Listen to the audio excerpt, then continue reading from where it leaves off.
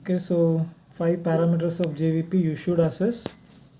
One is jugular venous pressure, how much it is elevated above the sternal angle, or for that matter, now it is clavicle. Anything elevated above the clavicle in a sitting position is elevated JVP. Then comes the waveforms. You know what are the waveforms, A, C, V, and X and Y descent, all those we discussed. So these waveforms should be discussed about. Third is the variation with respiration, very important.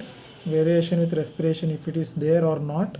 Inspiratory increase in JVP is a classic finding in many of the conditions we discussed already.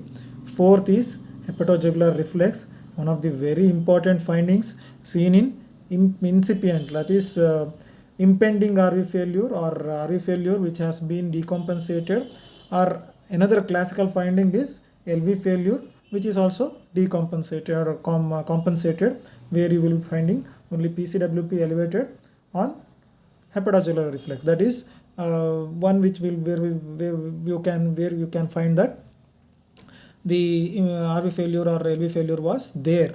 Because of the decompensation, the patient is not showing his symptoms.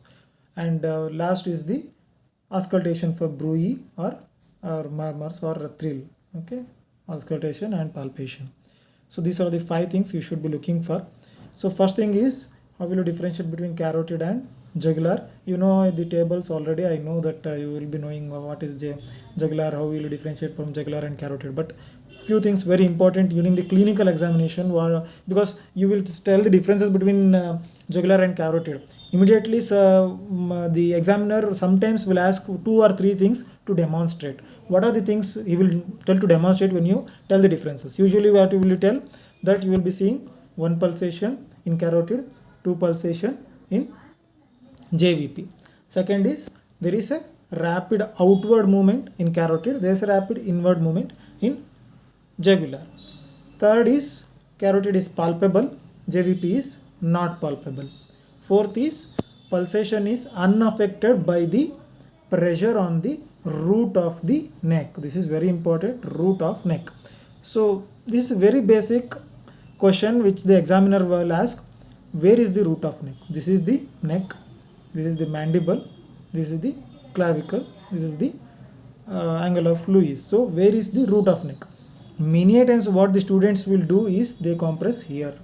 This is not the root of neck. The one which is below the ear is not the root of neck. This is the base of neck. This is the root of neck. So if you compress at the root of neck, the JVP will be stop seen. Very important.